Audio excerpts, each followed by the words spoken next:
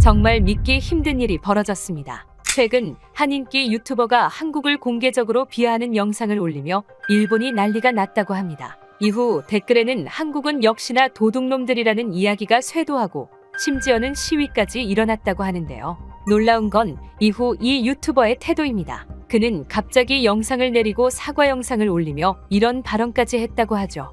令和6年7月7日執行の高裁の方に訴状を提出し 대체 무슨 일이 있었던 걸까요? 안녕하세요. 저는 일본 유튜버 다카시입니다. 일본 오사카에서 활동하면서 주로 일본 문화와 기술에 관한 콘텐츠를 만들고 있죠. 구독자는 10만 명 정도, 크지도 작지도 않은 채널을 운영하고 있죠. 그날도 저는 평소처럼 다음 영상 기획을 위해 경쟁 채널들을 살펴보고 있었습니다. 스크롤을 내리다 문득 눈에 들어온 제목이 있었어요. 한국의 기술력, 거품일 뿐이다. 바로 경쟁 유튜버인 사토시의 채널이었습니다. 그는 일본 내 인기 보수 유튜버로 늘 자극적인 콘텐츠로 화제를 모으는 인물이죠. 저 또한 호기심에 영상을 클릭했습니다. 물론 그 클릭 한 번이 제 생각의 전환점이 될 줄은 꿈에도 알지 못했죠. 여러분, 최근 NHK에서 한국의 기술력을 다룬 8분짜리 영상을 보셨나요? 정말 웃기더군요.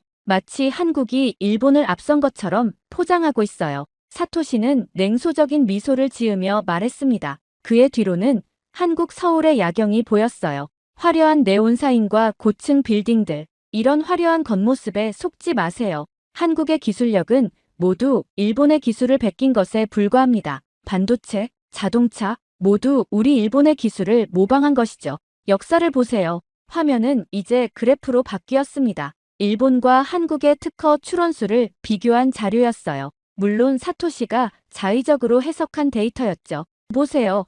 이 수치를 보면 명백합니다. 한국은 특정 분야에서만 일시적으로 성과를 내고 있을 뿐 종합적인 기술력에서는 일본에 한참 뒤처져 있어요. 시청자 댓글이 실시간으로 올라오기 시작했습니다. 역시 사토시 선생님, 진실을 말해주셔서 감사합니다. 한국은 허세의 나라. 완전 동의해요. NHK는 왜 이런 친한 방송을 내보내는 거죠? 국가방송이 제 역할을 못하고 있어요. 사토시는 만족스러운 표정으로 댓글을 읽어내려갔습니다. 그의 말 한마디에 시청자들은 열광했죠. 이런 콘텐츠가 인기를 얻는 이유를 알 것 같았습니다. 사람들은 자신의 편견을 확인받고 싶어 하니까요. 다음으로 한국의 스마트시티 기술에 대해 알아보겠습니다. 한국은 송도를 스마트시티의 모범 사례로 내세우고 있지만 실상을 들여다보면 저는 영상을 끝까지 시청했습니다. 사토시의 말에 일리가 있어 보였어요. 나도 한국에 가본 적이 없으니 그의 의견이 맞을 수도 있겠다는 생각이 들었죠. 조회수 또한 이미 50만을 돌파하고 있었습니다. 댓글은 3,000개가 넘어가고 있었어요. 이런 반응을 보니 마음 한구석이 움직였습니다. 나도 이런 콘텐츠를 만들면 어떨까? 나의 채널도 성장시킬 수 있지 않을까? 저는 곧바로 메모장을 열어 아이디어를 적기 시작했습니다. 한국의 실체, 일본인 유튜버가 본 진실이라는 제목이 떠올랐어요. 사토시처럼 자극적이고 논쟁적인 콘텐츠, 그런 영상을 만들면 분명 조회수는 올라갈 테니까요. 그때 류지에게서 전화가 왔습니다. 류지는 항상 제 영상 기획에 좋은 조언을 해주는 사람이었어요. 요즘 준비 중인 콘텐츠에 대해 물어보았고 저는 사토시의 영상을 보며 떠올린 아이디어를 말했습니다. 한국 관련 콘텐츠의 반응이 좋아 저도 한국을 다루는 영상을 만들어 볼 생각이라고 전했어요. 사토시의 영상처럼 한국의 기술력이 거품이라는 내용으로 기획 중이라고 설명했죠. 전화기 너머로 류지의 한숨 소리가 들렸습니다. 무언가 말하려다 멈추는 것 같아 이유를 물었어요. 류지는 잠시 침묵했다가 조심스럽게 제가 한국에 가본 적이 없다는 점을 지적했습니다. 영상만 보고 판단하는 것에 대한 우려를 표현했어요. 그 말이 제 마음에 작은 균열을 일으켰습니다. 맞는 말이었어요. 저는 한 번도 한국에 가본 적이 없었죠. 그저 사토시와 다른 유튜버들의 영상을 통해서만 한국을 접했을 뿐입니다. 다른 사람들의 경험을 참고하면 되지 않겠냐고 반문했지만 류지의 대답은 확고했어요. 류지는 작년에 서울에 출장 다녀온 경험을 언급하며 일본보다 나은 점이 많았다고 전했습니다. 특히 대중교통과 디지털 시스템은 우리가 배울 점이 많았다고 강조했어요. 이 말에 저는 약간 당황했습니다. 류지는 평소 냉정하고 객관적인 사람이었어요. 감정에 휘둘리지 않고 항상 사실에 근거해 판단하는 친구였죠. 그런 그가 한국에 호의적인 말을 하니 의아했습니다. 사토시의 주장과 류지의 경험이 상반되는 것에 의문을 표했고 류지는 그래서 직접 확인해봐야 하는 것 아니냐고 되물었어요. 남의 말만 듣고 판단하지 말라는 조언이었습니다. 그 말이 계속 머릿속에 맴돌았어요. 저는 책상 앞에 앉아 유튜브를 다시 열었습니다. 사토시의 영상 아래 댓글들을 더 자세히 읽어보았어요. 대부분은 동조하는 내용이었지만 일부 다른 의견도 있었습니다. 직접 한국에 가본 경험을 토대로 사토시의 의견에 반박하는 댓글과 객관적인 자료를 요구하는 댓글들이 눈에 띄었어요. 이런 댓글들은 소수였지만 제 마음에 의문을 던졌습니다. 정말 내가 올바른 방향으로 가고 있는 걸까요? 직접 경험하지 않은 것에 대해 단정적으로 말해도 될까요? 유튜브 알고리즘이 추천한 다른 영상으로 눈을 돌렸습니다. 구독자들이 남긴 최근 댓글도 확인했어요. 다음 주제로 한국을 다뤄달라는 요청과 직접 가서 찍어와달라는 댓글이 여러 개 있었습니다. 직접 가서 찍어오라는 댓글이 특히 눈에 들어왔어요. 류지의 말과 묘하게 겹쳤습니다. 저는 잠시 생각에 빠졌어요. 어쩌면 이게 기회일지도 모르겠다는 생각이 들었습니다. 편견 없이 직접 확인하고 진실을 전달하는 것, 그것이야말로 진정한 유튜버의 역할이 아닐까요? 그날 이후 저는 며칠간 고민했습니다. 한국이라는 나라, 그곳에 대한 진실은 무엇일까요? 사토시의 영상처럼 거품뿐인 곳인지 아니면 류지의 말처럼 일본보다 나은 점도 많은 곳인지 확신이 서지 않았어요. 마음속 의문이 커져만 갔습니다. 유튜브 스튜디오 화면을 열고 구독자 댓글들을 다시 살펴보았어요.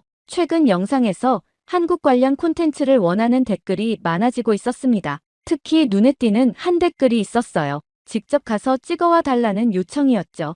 이 댓글에 많은 좋아요가 달려 있었습니다. 다른 구독자들도 공감하고 있다는 증거였어요.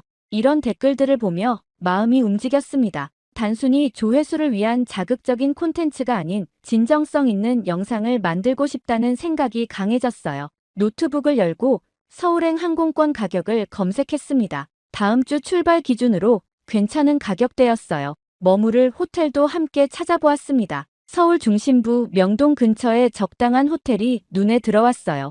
위치상 이동하기 편리할 것 같았습니다. 여행 일정을 짜면서 방문할 곳들을 정리했어요. 단순한 관광지보다는 한국의 기술력과 사회 시스템을 볼 수 있는 장소들이 필요했습니다. 류지에게 연락해 한국 방문 계획을 알렸어요. 그가 추천하는 장소가 있는지 물었습니다. 류지는 제 결정에 기뻐하며 몇 가지 조언을 전해주었어요. 특히 일반 관광객들이 잘 모르는 현지인 추천 장소들을 알려주었습니다. 유튜브 채널 커뮤니티 탭을 통해 구독자들에게 소식을 알렸어요. 다음 주 한국 방문 예정이며 추천 장소나 확인해 볼 것들에 대한 의견을 구했습니다. 게시물을 올린 지 몇 시간 만에 수백 개의 댓글이 달렸어요. 구독자들의 관심이 뜨거웠습니다. 댓글 중에는 호의적인 것도 있었지만 다소 도발적인 내용도 있었어요. 사토시처럼 한국의 허세를 까발려달라는 요청도 있었습니다. 이런 댓글들을 보며 고민이 깊어졌어요.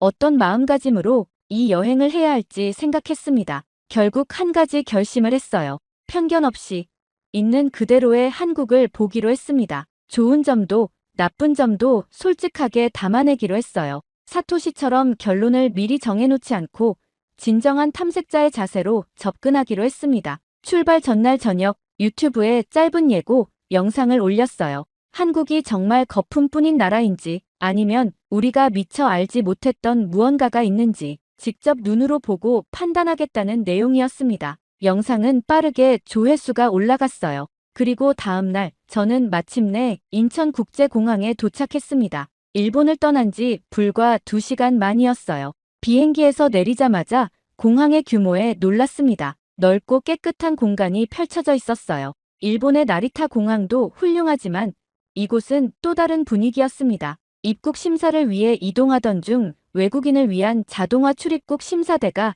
눈에 띄었어요.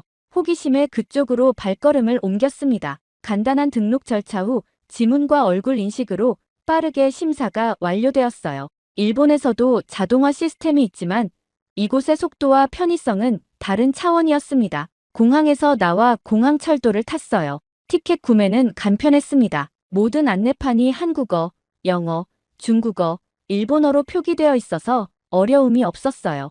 열차는 정확히 시간에 맞춰 도착했고 내부는 깨끗했습니다. 무엇보다 놀라운 것은 와이파이 속도였어요.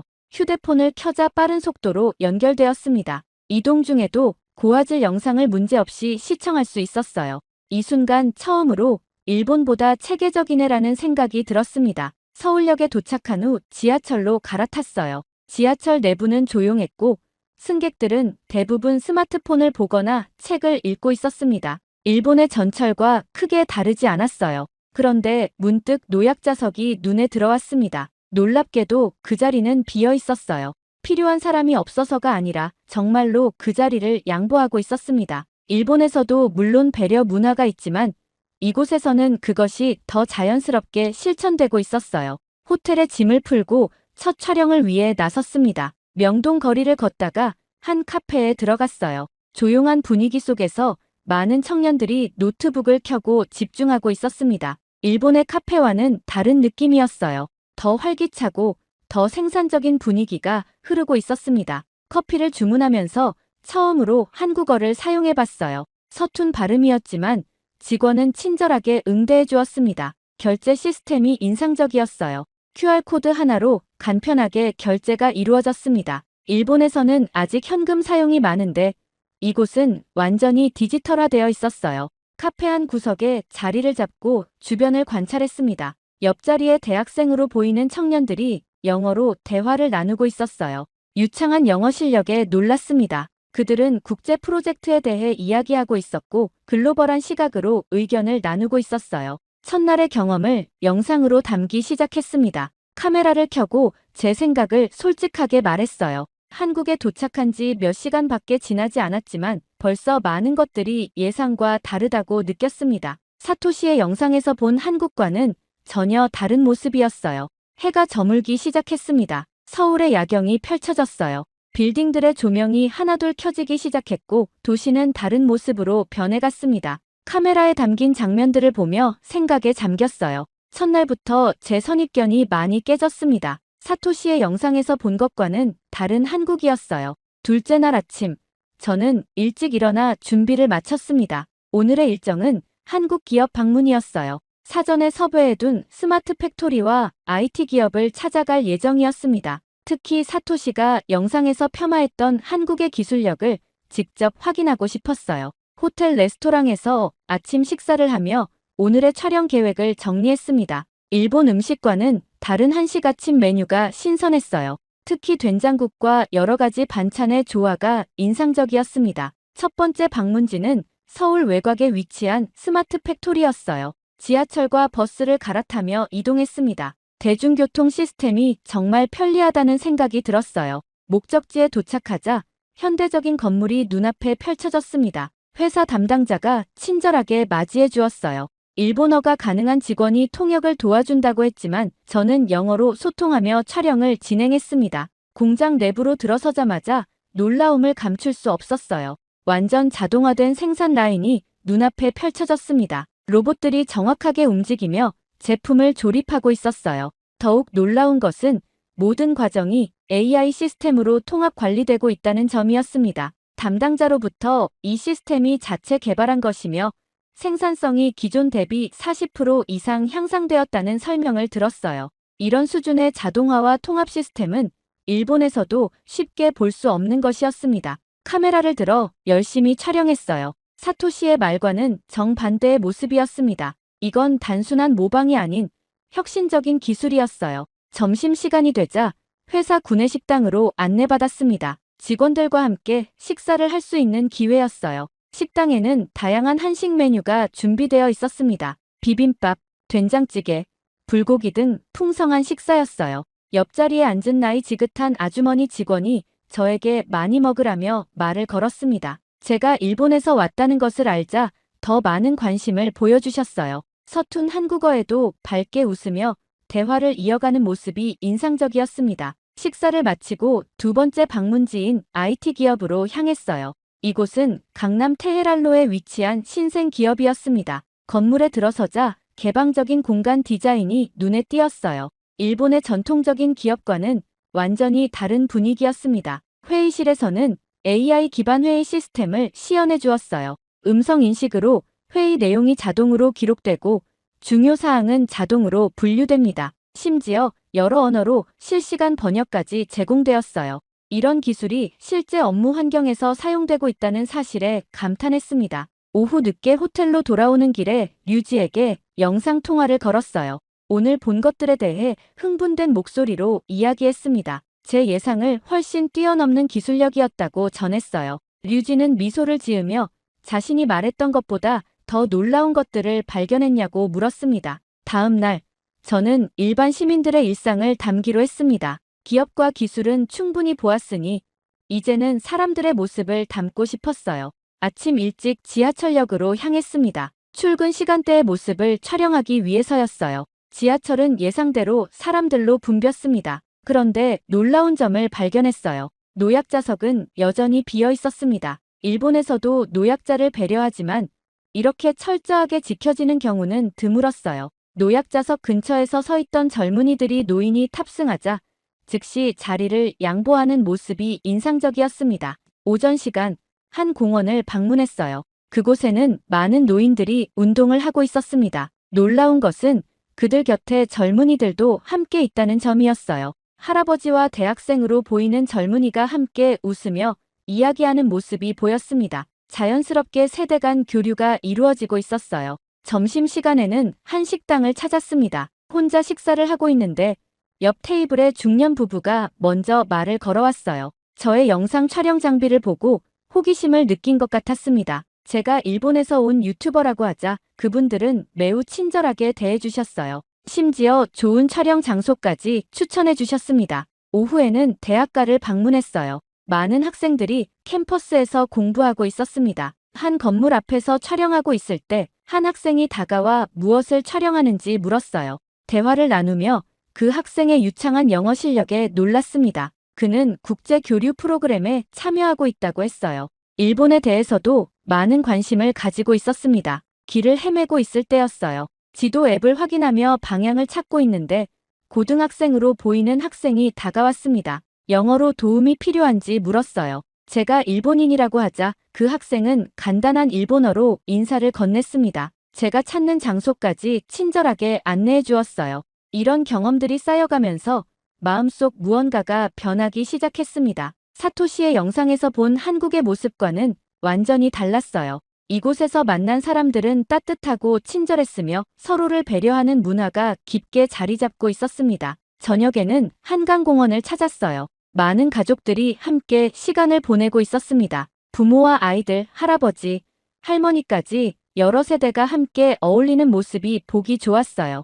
일본에서는 점점 희미해지고 있는 가족 문화가 여기서는 여전히 강하게 남아 있었습니다. 카메라를 들고 사람들의 모습을 담으며 생각했어요. 이것은 그냥 예의가 아니라 문화였습니다. 사회 구성원들 사이의 깊은 연결과 배려가 자연스럽게 일상에 녹아 있었어요. 호텔로 돌아오는 길, 한 작은 가게에 들렀습니다. 그곳 주인은 제가 일본인이라는 것을 알고는 반갑게 맞아주셨어요. 심지어 일본어로 몇 마디 인사를 건네기도 했습니다. 그분의 따뜻한 미소와 친절함이 오래도록 기억에 남았어요. 넷째 날, 일정에 없던 우연한 기회가 찾아왔습니다. 아침 뉴스를 보던 중 국제환경 포럼에 대한 소식을 접했어요. 특히 한국 고등학생들이 주도하는 발표 세션이 있다는 내용이 눈에 들어왔습니다. 즉시 참관을 결정했어요. 행사장은 서울 강남의 한 컨벤션 센터였습니다. 도착해보니 예상보다 규모가 컸어요. 여러 나라에서 온 참가자들이 모여 있었고 다양한 언어가 들려왔습니다. 프레스 패스를 받고 발표장으로 들어갔어요. 발표장 안은 이미 많은 사람들로 채워져 있었습니다. 앞쪽에는 카메라와 취재진이 자리를 잡고 있었어요. 저도 촬영 준비를 마치고 발표를 기다렸습니다. 프로그램을 보니 첫 발표자는 한국의 어느 고등학교 환경 동아리 학생들이었어요. 곧 발표가 시작되었습니다. 무대에 오른 것은 교복을 입은 17살 정도로 보이는 학생들이었어요. 긴장한 기색 없이 자신감 있게 무대에 섰습니다. 가장 놀라운 것은 이들이 영어로 발표를 시작했다는 점이었어요.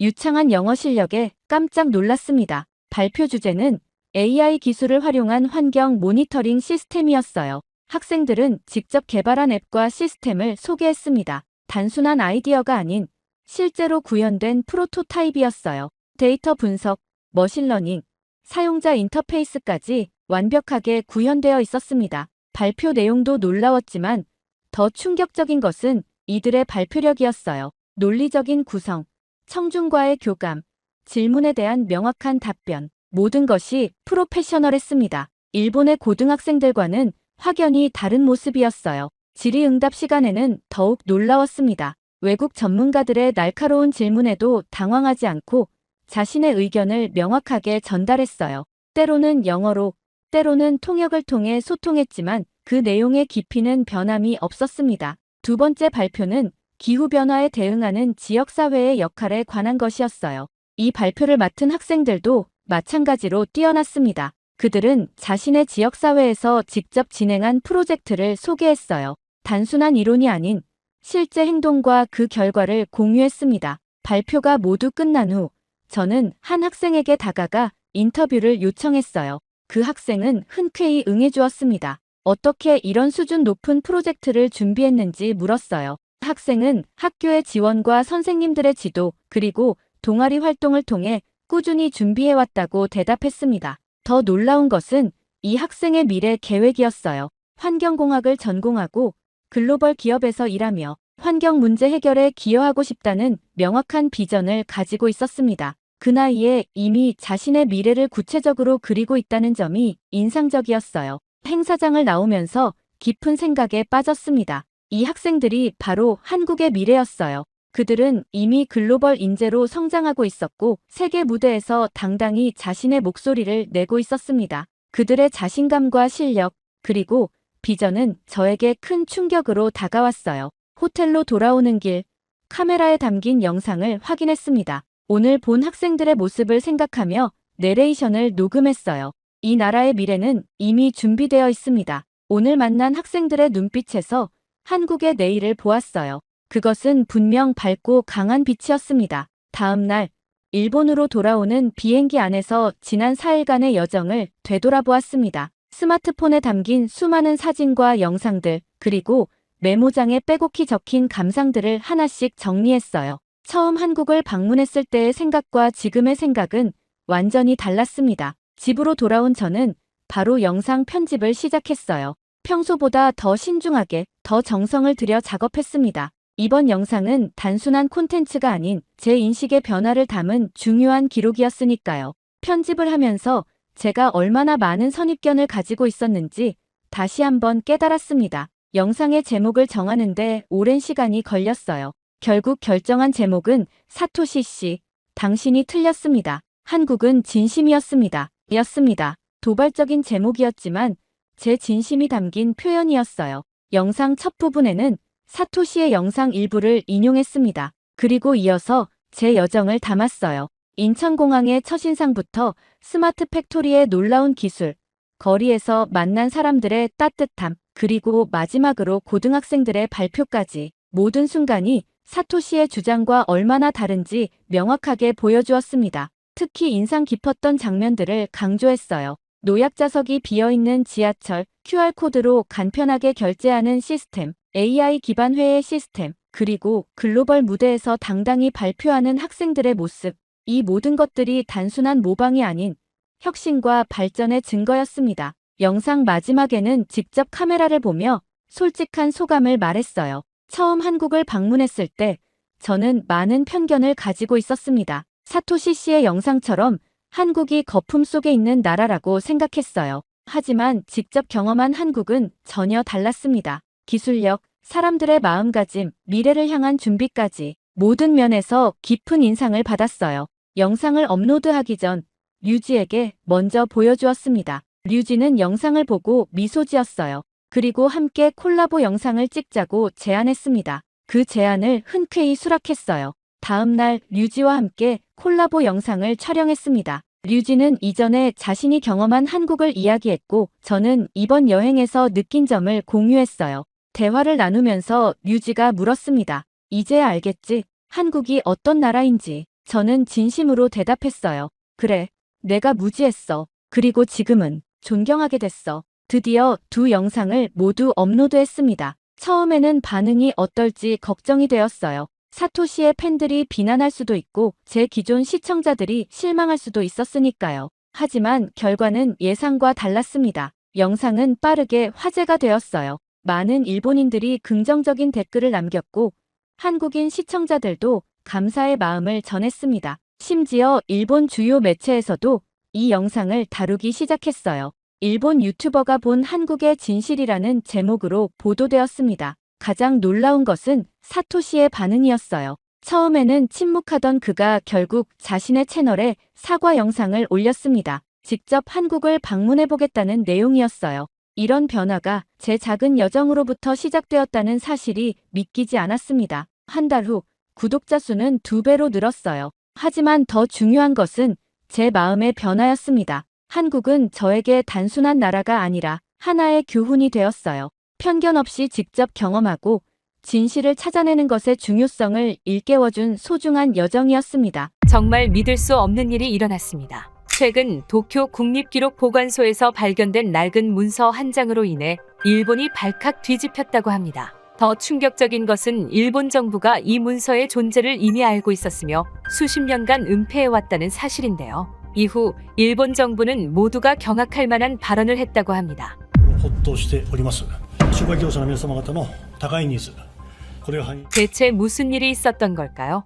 안녕하세요. 저는 도쿄대학교에서 20년 넘게 역사학을 가르쳐온 다카하시 유토입니다. 저는 한국의 근현대사를 다룰 때면 늘 같은 이야기로 시작했죠. 한국이 오늘날 이렇게 발전한 것은 모두 일본의 영향력 덕분입니다. 이 말을 할 때마다 학생들의 얼굴에 동의가 스쳐 지나가는 것을 보면 참으로 뿌듯했어요. 사실 이러한 편견은 어릴 적 부모님께서 심어주신 것이었어요. 우리 가정의 식탁은 매일 밤 한국에 대한 경멸로 가득했습니다. 아버지는 술잔을 기울이며 목소리를 높이곤 했죠. 유토 조선인들은 우리가 가르쳐주지 않았다면 아직도 원시적인 생활을 하고 있을 거다. 그들의 언어는 복잡하고 비효율적이며 문화는 일본의 열등한 모방에 불과해. 어머니도 항상 동조하셨어요. 그 사람들은 우리 도움 없이는 아무것도 할 수 없었어. 그들이 가진 모든 현대적인 것은 우리 일본이 준 선물이란다. 한 번은 가족여행으로 한국에 간 적이 있었는데 부모님은 그곳에서도 경멸적인 태도를 숨기지 않으셨습니다. 한국 음식을 먹을 때도 이건 우리 음식을 모방했네라며 코웃음을 치셨고 한글로 된 간판을 볼 때면 이런 비효율적인 문자를 아직도 쓰다니라고 비웃으셨죠. 학교에서도 교과서는 일제강점기를 일본의 한국 근대화 기여 시기로 미화했고 저는 그것을 의심 없이 받아들였습니다. 이렇게 가정과 학교에서 주입된 편견은 제 정체성의 일부가 되었어요. 그것이 의심할 여지 없는 진리라고 믿었습니다. 물론 그 문서를 보기 전까지는 말이죠. 그날도 저는 새 학기를 준비하며 자료를 찾기 위해 도쿄 국립기록보관소를 방문했습니다. 넓은 서고에는 수많은 문서들이 가지런히 정리되어 있었죠. 햇빛이 창문을 통해 비치는 먼지 가득한 공간에서 문서함을 하나하나 뒤적이는 일은 고단했지만 역사학자로서 새로운 자료를 발견하는 순간의 짜릿함은 그 어떤 것과도 바꿀 수 없는 기쁨이었습니다. 그때 제 시선을 묘하게 끄는 문서철이 있었어요. 이 한국과 일본의 교육 시스템을 비교 분석한 보고서였습니다. 무심코 페이지를 넘기던 중 갑자기 시선을 사로잡는 문장이 눈에 들어왔죠. 한글은 학습 효율성 면에서 압도적으로 우수하다. 그 순간 제 귀에서 윙하는 소리가 들렸습니다. 마치 누군가 제 뒤통수를 강하게 친 것 같았어요. 보고서는 계속해서 한글의 체계적 설계와 과학적 원리를 상세히 설명하고 있었습니다. 손이 저절로 떨렸고 심장은 빠르게 뛰기 시작했죠. 이게 무슨 말도 안 되는, 저도 모르게 중얼거렸습니다. 주변에 다른 연구자들이 있어 목소리를 낮추려 했지만 내면의 동요는 쉽게 가라앉지 않았어요. 평생 믿어온 관념이 단 한 문장으로 흔들리기 시작한 것을 느꼈습니다. 보고서는 미국 언어학자들이 수행한 실험 결과도 포함하고 있었어요. 동일한 교육 환경에서 한글을 배우는 학생들이 히라가나와 가타카나, 한자를 함께 배우는 일본 학생들보다 문해력 습득 속도가 약 3배 빠르다는 결과였습니다. 숫자와 그래프가 명확하게 차이를 보여주고 있었죠. 저는 의자에 털썩 주저앉았습니다. 창밖에서는 여전히 벚꽃이 흩날리고 있었지만 제 마음속에는 폭풍이 몰아치기 시작했어요. 이런 내용이 사실이라면 생각만으로도 머리가 어지러웠습니다. 시간이 얼마나 흘렀는지 모르겠습니다. 저는 문서를 복사해 가방에 넣었어요. 발걸음이 무거웠습니다. 대학으로 돌아가는 길, 지하철 안에서도 그 문장이 계속 머릿속을 맴돌았죠. 한글은 학습 효율성 면에서 압도적으로 우수하다. 연구실로 돌아와 문을 닫고 책상에 앉았습니다. 복사한 문서를 펼쳐놓고 한참을 바라보았어요. 창밖으로 노을이 지기 시작했습니다. 제 연구실 책장에는 제가 쓴 책들이 가지런히 꽂혀 있었죠. 그 중에는 일본 식민지배의 근대화 기여라는 제목의 책도 있었습니다. 아니, 이건 분명 뭔가 잘못됐어. 저는 스스로에게 말했습니다. 하지만 내면 깊은 곳에서는 이미 무언가가 돌이킬 수 없이 변하기 시작했음을 느꼈어요. 그날 밤 저는 평소보다 늦게까지 연구실에 남아 그 문서를 읽고 또 읽었습니다. 이것이 제 인생을 완전히 바꿔놓을 첫 번째 밤이 될 줄은 그때는 몰랐죠. 다음 날 아침 저는 거의 뜬 눈으로 밤을 새웠습니다. 머릿속에서는 그 문서의 내용이 계속 맴돌았어요. 연구실 창문으로 들어오는 아침 햇살이 제 책상 위에 놓인 복사본을 비추고 있었죠. 손을 뻗어 그 문서를 다시 한번 만져보았습니다. 종이는 차갑고 딱딱했지만 그 안에 담긴 내용은 제 가슴을 뜨겁게 달구었어요. 이건 분명 잘못된 거야. 혼잣말을 중얼거렸습니다. 벽에 걸린 거울에 비친 제 모습은 피곤함에 절어 있었고 눈 밑에는 검은 그림자가 드리워져 있었죠. 아침 커피를 마시며 문서를 다시 훑어보았어요. 한글의 체계적 창제 원리와 과학적 설계는 당시 세계 어떤 문자보다 앞서 있었다. 이 문장을 읽을 때마다 가슴이 답답해졌습니다. 만약 이것이 사실이라면 제가 평생 믿어온 일본 문화의 절대적 우월성은 어떻게 되는 걸까요? 저는 갑자기 어지러움을 느꼈어요. 강의실로 향하는 발걸음이 무거웠습니다. 학생들 앞에 서자 익숙한 말이 목구멍까지 올라왔죠. 한국의 발전은 일본 덕분에. 그런데 이상하게도 그 말이 입 밖으로 나오지 않았어요. 대신 저는 예정에 없던 주제로 급히 화제를 돌렸습니다. 강의가 끝난 후 연구실로 돌아와 책장에 꽂힌 제 저서들을 바라보았어요. 그 책들 속에 제가 당연시 여겼던 주장들이 가득했죠. 갑자기 모든 것이 의심스러워졌습니다. 저는 그 문서의 진위를 확인해야 했어요. 혹시 위조된 것은 아닐까? 번역 오류는 없었을까? 의심이 꼬리에 꼬리를 물었습니다. 도서관으로 달려가 미국 점령기의 기록물들을 뒤적이기 시작했어요. 밤이 깊어갈수록 두 가지 감정이 제 안에서 충돌했습니다. 한편으로는 그 문서가 거짓임을 증명하고 싶었고 다른 한편으로는 그 안에 담긴 진실을 더 알고 싶다는 호기심이 끌어올랐죠. 집으로 돌아가는 지하철에서 창밖을 바라보며 생각했어요. 제 인생의 기반이 된 신념들이 하나둘 무너지는 느낌이었습니다. 어린 시절 부모님의 말씀, 교과서의 내용, 동료 교수들의 연구. 모든 것이 갑자기 의심스러워졌죠. 집에 도착해서도 잠을 이룰 수 없었습니다. 책상에 앉아 노트북을 열고 한글에 대한 자료를 검색하기 시작했어요. 검색 결과는 충격적이었죠. 세종대왕이 한글을 창제한 과정, 그 과학적 원리, 세계 언어학자들의 찬사. 이런 내용은 제 교육과정에서 철저히 배제되어 있었습니다. 밤이 깊어갈수록 두려움이 커져갔어요. 만약 이것이 사실이라면 제가 평생 가르쳐온 것들은 무엇이었을까요? 학생들에게 전달한 지식이 모두 왜곡된 것이었다면? 식은땀이 등을 타고 흘러내렸습니다. 동시에 이상한 해방감도 느꼈죠. 마치 오랫동안 가려져 있던 진실의 조각을 발견한 듯한 흥분감이 있었어요. 역사학자로서의 본능이 깨어났는지도 모릅니다. 진실을 찾아내는 것, 그것이 제 직업의 본질이 아니었나요? 다음 날 아침 결심을 굳힌 저는 도쿄대학 내에서 한국학 전문가를 찾기 시작했습니다.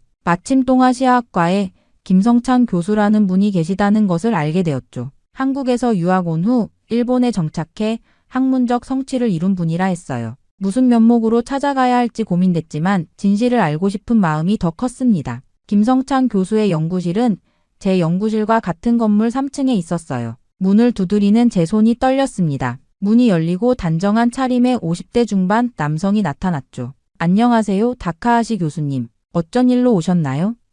김 교수님의 일본어는 완벽했어요. 제 손에 들린 미군정 문서 복사본을 보시더니 표정이 미묘하게 변했습니다. 들어오세요. 김 교수님의 연구실은 한글 관련 서적으로 가득했어요. 벽에는 세종대왕의 초상화와 훈민정음 해례본 복사본이 걸려 있었죠. 저는 떨리는 목소리로 문서를 발견한 경위와 제 혼란스러운 심정을 털어놓았습니다. 이런 문서가 사실인가요? 한글이 정말 그렇게 우수한 문자인가요? 김 교수님은 잠시 저를 바라보더니 따뜻한 미소를 지으셨어요. 제가 직접 보여드리죠. 그는 책장에서 훈민정음이라는 책을 꺼내 펼쳐 보이셨습니다. 이것은 세종대왕이 한글을 창제할 때 그 원리를 설명한 책이에요. 1446년에 만들어졌죠. 저는 그 페이지를 주의 깊게 살펴보았어요. 김 교수님은 계속해서 설명했습니다. 한글의 자음은 발음기관의 모양을 본떠 만들었어요. 기역은 혀가 목구멍을 막는 모양, 니은은 혀가 위진몸에 닿는 모양이죠. 모음은 하늘, 땅은 사람, 이를 기본 형태로 했고요.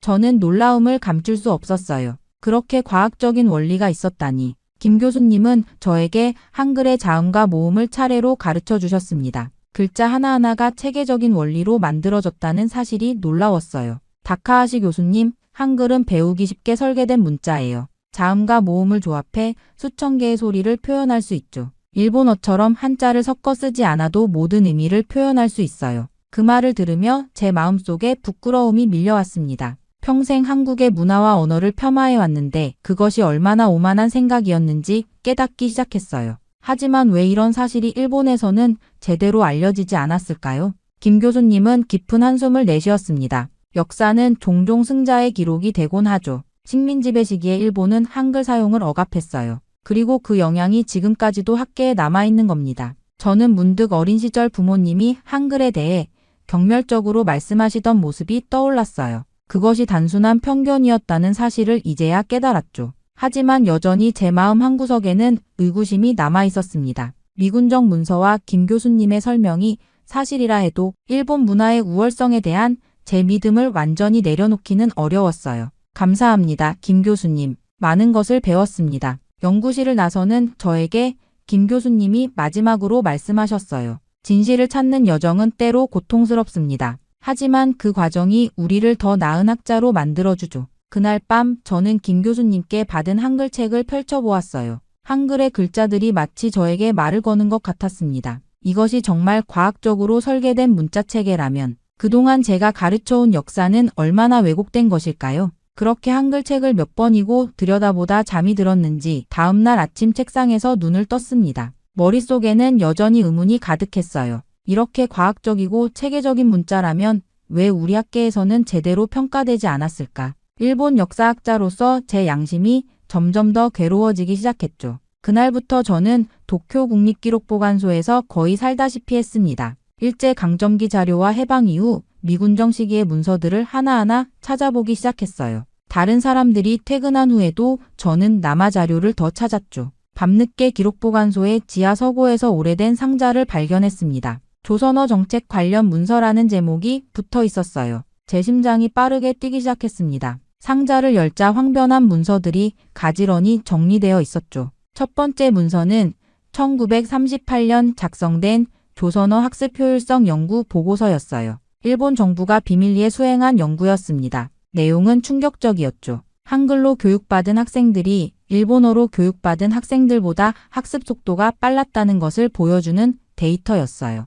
두 번째 문서는 더 충격적이었습니다. 조선어 정책에 관한 내부 지침이라는 제목의 공문서였어요. 1939년 작성된 이 문서에는 다음과 같은 내용이 있었죠. 조선어 한글의 학습 효율성에 관한 연구 결과는 절대 공개하지 말 것. 한글의 과학적 체계가 널리 알려질 경우 일본어 중심 정책의 정당성이 흔들릴 우려가 있음. 따라서 한글의 비효율성과 비과학성을 강조하는 연구 결과만을 선별적으로 발표할 것. 제 손이 떨렸습니다. 이게 무슨 의미인지 명확했어요. 일본 정부는 알고 있었던 겁니다. 한글의 우수성을 알면서도 정치적 이유로 의도적으로 은폐했다는 사실을 말이죠. 그 다음 문서에는 더 구체적인 지침이 있었어요. 조선인들에게 한글이 열등하다는 인식을 심어주기 위한 교육방침이라는 제목의 문서였습니다. 여기에는 학교에서 한글을 야만적이고 비과학적인 문자로 가르치라는 지시가 담겨 있었죠. 저는 그 자리에 주저앉았어요. 제가 평생 믿어왔던 역사적 사실들이 사실은 의도적으로 조작된 거짓이었다니 가슴이 무너져 내리는 듯 했습니다. 밤이 깊어갔지만 저는 계속해서 문서들을 읽어나갔어요. 식민지 지배의 정당성을 유지하기 위해 한글의 우수성을 은폐하려 했던 조직적인 노력의 증거들이 차례로 나타났습니다. 가장 놀라운 것은 이 정책이 해방 이후에도 은밀히 계속되었다는 증거였어요. 1950년대까지도 일본 학계에서는 한글 관련 연구를 의도적으로 억압했다는 내부 메모를 발견했습니다.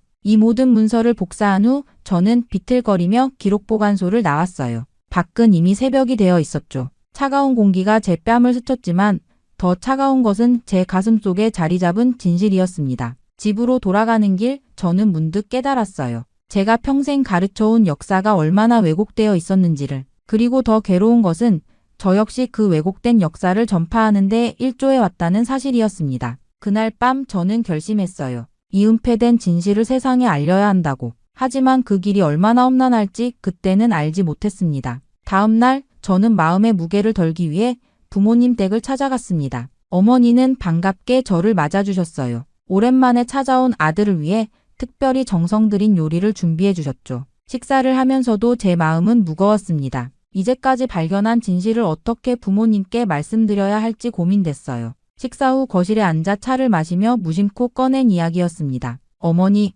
할아버지는 생전에 무슨 일을 하셨나요? 어머니는 잠시 멈칫하더니 조심스럽게 대답하셨어요. 아버님은 교육부 소속 공무원이셨단다. 해방 전에는 조선에서 근무하셨지. 그 순간 제 심장이 빠르게 뛰기 시작했습니다. 할아버지가 한국에 계셨다고요? 어머니는 조금 불편한 표정으로 고개를 끄덕이셨어요. 그래, 교육 정책을 담당하셨어. 그런데 왜 갑자기 물어보니? 저는 진실을 알고 싶었습니다. 할아버지의 유품이 남아있나요?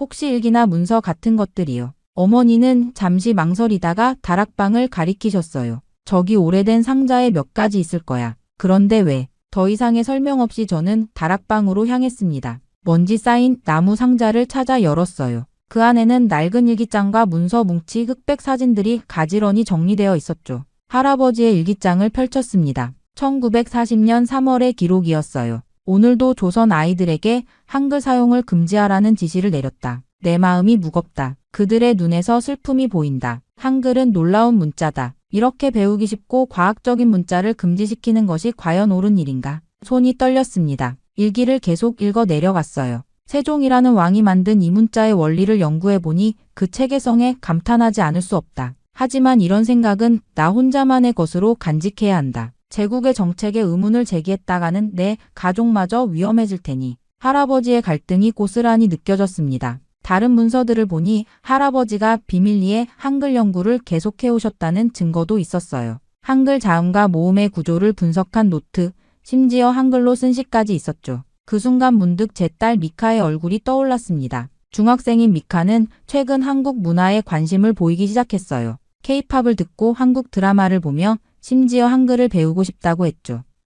그때마다 저는 냉정하게 말했습니다. 그런 것보다 일본 전통 문화를 먼저 배워라. 부끄러움이 밀려왔어요. 제가 얼마나 편협했는지, 얼마나 오만했는지 깨달았습니다. 할아버지는 이미 그 시절의 한글의 가치를 알아보셨는데 저는 그로부터 80년이 지난 지금까지도 그 편견에서 벗어나지 못했던 거예요. 서재로 돌아와 어머니께 물었습니다. 어머니, 왜 이런 이야기를 한 번도 해주지 않으셨어요? 어머니의 눈에 슬픔이 깃들었어요. 그때의 기억은 우리 가족에게 너무 아픈 것이었단다. 할아버지는 귀국 후 사상의심인물로 감시를 받으셨어. 그 일로 많이 괴로워하셨지. 집으로 돌아오는 길 저는 결심했습니다. 미카에게 할아버지의 이야기를 들려주고 제가 비판했던 그 한국 문화에 대한 관심을 이제는 지지해주겠다고요. 그리고 무엇보다 진실을 향한 제 여정을 계속하겠다고 다짐했습니다. 그렇게 저는 집으로 돌아와 밤늦게까지 할아버지의 기록을 읽고 또 읽었습니다. 할아버지의 일기장 마지막 부분에서 결정적인 단서를 발견했어요. 최종 보고서는 도쿄중앙기록보관소 특별보관함 47B에 보관되어 있다. 저는 그 순간 가슴이 뛰었습니다. 이것이 제가 찾던 퍼즐의 마지막 조각일 수도 있었죠. 다음 날 아침 일찍 저는 도쿄국가기록보관소로 향했어요. 이전과는 다른 결연한 마음이었습니다. 이제는 단순한 호기심이 아니라 진실을 밝히려는 사명감이 있었죠. 기록보관소 사서에게 특별보관함 47-2에 접근하고 싶다고 말했어요. 그 보관함은 제한구역에 있습니다. 특별 허가가 필요해요. 사서는 의아한 표정이었습니다. 저는 최대한 침착하게 대응했어요. 도쿄대학 역사학과 교수 다카하시 유토입니다. 제2차 세계대전 직후 교육정책 연구를 위한 자료가 필요합니다. 긴 절차 끝에 마침내 허가를 받았습니다. 지하 3층 깊숙한 곳, 낡은 금속문을 열고 들어간 공간은 먼지와 오래된 종이 냄새로 가득했어요. 특별보관함 47-2는 구석의 자리에 있었죠. 손이 떨리는 것을 느끼며 보관함을 열었습니다. 그 안에는 극비동아시아 문자 효율성, 비교 연구 최종 보고서 1947이라는 제목의 두꺼운 파일이 있었어요. 이것이었습니다. 제가 찾던 바로 그 문서였죠. 보관소의 조용한 열람실에 앉아 보고서를 펼쳤습니다. 첫 페이지부터 충격적이었어요. 미국, 영국, 소련, 일본의 언어학자들이 공동으로 수행한 대규모 연구였습니다. 전쟁 직후 메가더 사령부의 지시로 동아시아 지역의 문자 체계를 비교 분석한 것이었죠. 보고서의 핵심 부분에 도달했어요. 한글, 가나히라가나와 가타카나, 한자, 로마자 영어의 학습 효율성을 비교한 표였습니다. 수치는 명확했어요. 보고서에 따르면 초등학생이 한글을 배우는 데는 평균 3일에서 7일 정도면 충분했습니다. 반면 히라가나와 가타카나를 습득하는 데는 2주에서 3주가 걸렸고 기본 한자 1000자를 익히려면 무려 2년에서 3년이 필요했어요. 영어 알파벳도 1주에서 2주가 걸린다고 했죠. 이어지는 문장에서는 더 충격적인 내용이 있었습니다. 한글은 현존하는 문자 중 가장 과학적이고 논리적으로 설계된 문자로 학습 효율성 면에서 다른 어떤 문자보다 우수하다. 심장이 빠르게 뛰었어요. 그리고 더 놀라운 부분을 발견했습니다. 한글의 과학적 원리는 현대 언어학의 기본 원칙을 15세기에 이미 구현하고 있으며 이는 서구 언어학이 발전하기 수백 년 전의 일이다. 저는 숨을 깊게 들이마셨습니다. 보고서는 계속해서 한글의 구조적 우수성, 발음 체계의 정확성, 조합 방식의 효율성에 대해 상세하게 설명하고 있었어요. 비교 그래프에서는 한글이 다른 모든 문자 체계를 압도하고 있었죠. 마지막 페이지에는 일본 정부를 향한 권고 사항이 있었습니다. 한글의 과학적 원리를 일본 교육 시스템에 부분적으로 적용할 것을 검토하라. 하지만 그 페이지에는 붉은 도장이 찍혀 있었어요. 기각국가 정책상 이유. 저는 의자에 깊이 기대 앉았습니다. 제 신념의 마지막 보루마저 무너졌어요. 이제 더 이상 의심의 여지가 없었습니다. 한글은 정말로 우수한 문자였고 일본은 정치적 이유로 그 사실을 은폐해왔던 것이죠. 손이 떨리는 것을 느끼며 보고서를 복사했습니다. 이 증거를 가지고 무엇을 할지 아직 확실하지 않았지만 진실을 알려야 한다는 사명감은 확고했어요. 기록 보관소를 나오며 저는 완전히 다른 사람이 된 듯한 기분이었습니다. 평생의 신념이 하루 만에 산산조각 났지만 그 자리에 새로운 깨달음이 자리 잡고 있었죠. 그날 이후부터 저는 발견한 자료들을 바탕으로 논문을 준비하기 시작했습니다. 몇 주 동안 거의 밤을 새가며 자료를 정리하고 분석했어요. 제 연구실은 복사된 문서와 메모로 가득 찼죠. 한글의 과학적 우수성과 일본의 은폐 정책이라는 제목으로 학술 발표를 준비했습니다. 제 학문적 양심이 더 이상 거짓 속에 살 수 없게 했어요. 발표 일정을 잡기 위해 학과장에게 연락했을 때 처음으로 이상한 기운을 느꼈습니다. 학과장 사토 교수는 평소와 달리 어색한 목소리로 말했어요. 다카하시 교수, 그런 주제는 좀 민감할 수 있어. 좀 더 시간을 두고 생각해보는 게 어떻겠소. 며칠 후 연구실로 2명의 남성이 찾아왔습니다. 그들은 명함도 내밀지 않은 채 자리에 앉았어요. 다카하시 교수님, 최근 선생님의 연구 방향에 대해 우려의 목소리가 있습니다. 키가 큰 남성이 말을 이었죠. 국가 이미지에 관련된 사안은 신중하게 다뤄야 합니다. 특히 검증되지 않은 자료를 바탕으로 한 주장은 국익을 해칠 수 있어요. 그들의 말투는 공손했지만 눈빛에는 명백한 위협이 담겨 있었습니다. 우리는 교수님의 가족도 잘 알고 있습니다. 따님 미카 양이 쓰레카와 중학교에 다니죠. 앞으로 진학 문제도 있을 텐데 불필요한 문제가 생기지 않았으면 합니다. 그들이 떠난 후 저는 몸을 떨며 의자에 주저앉았어요. 누가 어떻게 제 연구를 알았을까요? 더욱 충격적인 것은 그들이 미카의 이름까지 언급했다는 사실이었습니다. 그날 밤 아내 유미와 이야기를 나눴어요. 당신 정말 괜찮은 거예요? 며칠째 안색이 좋지 않아요. 모든 이야기를 털어놓았습니다. 발견한 문서들, 한글의 우수성, 일본 정부의 은폐, 그리고 오늘 있었던 방문자들의 위협까지요. 유미는 처음에는 믿기 어려워하는 표정이었지만 제가 가져온 증거들을 보더니 점차 표정이 굳어졌어요. 이런 일이 정말 있었던 거군요. 하지만 유토, 당신이 이걸 공개하면 어떤 일이 벌어질지 생각해봤어요? 우리 가족은 어떻게 되고 당신의 경력은? 침묵이 흘렀습니다. 저도 그 걱정을 하고 있었어요. 하지만 그때 할아버지의 일기가 떠올랐습니다. 진실을 알고도 침묵한다면 그것은 거짓말하는 것보다 더 큰 죄가 될 것이다. 할아버지도 이 진실을 알고 계셨어. 하지만 시대의 압박에 침묵하셨지. 그리고 그 침묵이 할아버지를 평생 괴롭혔던 거야. 나는 같은 실수를 반복하고 싶지 않아. 미카가 방에서 나와 우리 대화를 듣고 있었어요. 아빠, 저는 아빠가 진실을 말하는 게 좋을 것 같아요. 학교에서 선생님이 말씀하셨어요. 역사는 진실을 바탕으로 해야 한다고. 그날 밤 잠을 이루지 못했습니다. 창밖에 내리는 비를 바라보며 생각했어요. 제 앞에는 두 갈래 길이 있었습니다. 안전한 침묵의 길과 위험하지만 진실의 길이었죠. 아침이 밝았을 때 저는 결심했습니다. 도쿄대학 학술지에 논문을 제출하고 국제학술대회에서 이 연구를 발표하기로요.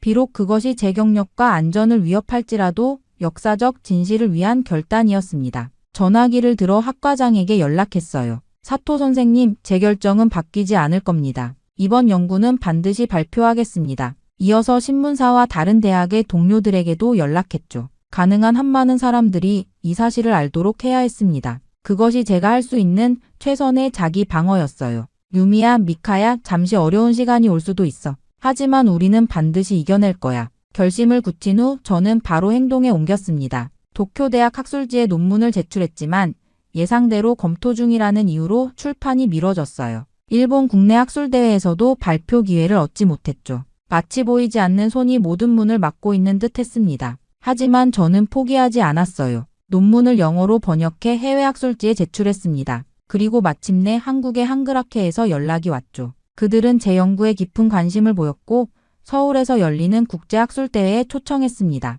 다카하시 교수님, 일본 학자가 이런 연구를 하셨다는 것이 놀랍습니다. 꼭 오셔서 발표해 주세요. 처음으로 한국을 방문하던 날 공항에 내리자마자 이상한 느낌이 들었어요. 평생 부정적으로만 생각해온 나라인데 왠지 모르게 편안함이 느껴졌습니다. 서울의 거리를 걸으며 한글 간판들을 바라보았죠. 이제는 그 글자들이 과학적 원리로 가득 찬 예술품처럼 보였어요.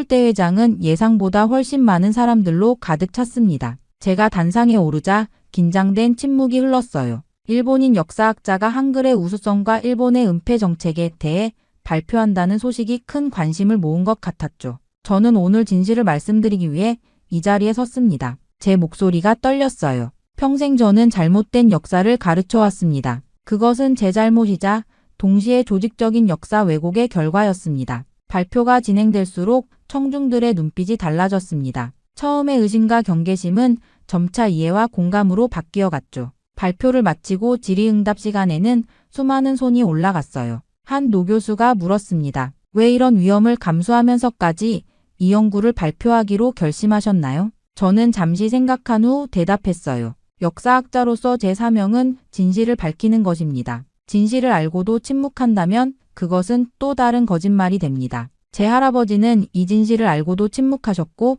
평생 그 짐을 안고 사셨어요. 저는 그 짐을 대물림하고 싶지 않았습니다. 그 순간 강당에는 뜨거운 박수가 터져 나왔어요. 예상치 못한 반응에 제 눈에 눈물이 고였습니다. 처음으로 제가 짊어진 짐을 내려놓은 듯한 해방감을 느꼈죠. 학회가 끝난 후 여러 한국 대학에서 강연 요청이 이어졌어요. 서울대학교에서 강연할 때는 제 딸 미카도 함께 왔습니다. 미카는 한국 문화에 완전히 빠져 즐거워했어요. 아빠 한글 배우기 정말 쉬워요. 벌써 기본 자음과 모음을 다 외웠어요. 일본으로 돌아온 후 예상대로 쉽지 않은 상황이 기다리고 있었습니다. 일부 동료들은 저를 배신자처럼 대했고 강의 시간이 일부 줄었죠. 하지만 동시에 소수의 용감한 학생들과 교수들이 제 연구에 관심을 보이기 시작했어요. 첫 수업 시간 저는 학생들에게 솔직하게 말했습니다. 지금까지 제가 가르쳐온 역사는 완전하지 않았습니다. 오늘부터 우리는 함께 더 정확한 역사를 배워나갈 것입니다. 그날 밤 가족 식탁에서 우리는 특별한 시간을 가졌어요. 미카가 우리에게 한글을 가르쳐주기 시작했죠. 아내 유미도 한글 공책을 펼치고 열심히 따라 썼습니다. 기역, 니은, 디귿. 아빠 이렇게 쓰는 거 맞아요? 저는 웃으며 고개를 끄덕였습니다. 우리 가족은 새로운 여정을 시작했어요. 그것은 단순히 새로운 언어를 배우는 것이 아니라 편견의 벽을 허물고 더 넓은 세계로 나아가는 여정이었습니다. 이제 저는 매일 아침 거울을 볼 때마다 부끄러움 없이 자신을 마주할 수 있게 되었어요. 역사학자로서 그리고 한 인간으로서 진실의 편에 서기로 결심한 그 순간이 제 인생의 진정한 전환점이었습니다. 이번 일을 통해 제 마음속 깊이 자리했던 편견이 완전히 깨졌어요. 평생 경멸하며 바라봤던 한국과 한글에 대해 이제는 깊은 존경과 미안함을 느낍니다. 그들이 지켜온 문화와 언어의 가치를 인정하지 않고 왜곡된 역사를 가르쳐온 것에 진심으로 사과하고 싶어요. 동시에 제게 용서와 이해의 손길을 내밀어준 한국 학계와 사람들에게 깊은 감사함을 느낍니다. 가장 큰 교훈은 진실이 얼마나 소중한지 깨달은 것이죠. 편안한 거짓보다는 불편한 진실을 선택할 때 비로소 우리는 진정한 자유와 성장을 경험할 수 있다는 것을 배웠습니다. 이제 저는 이 교훈을 안고 다음 세대에게 더 정직하고 열린 역사를 가르치며 새로운 길을 걸어갈 것입니다.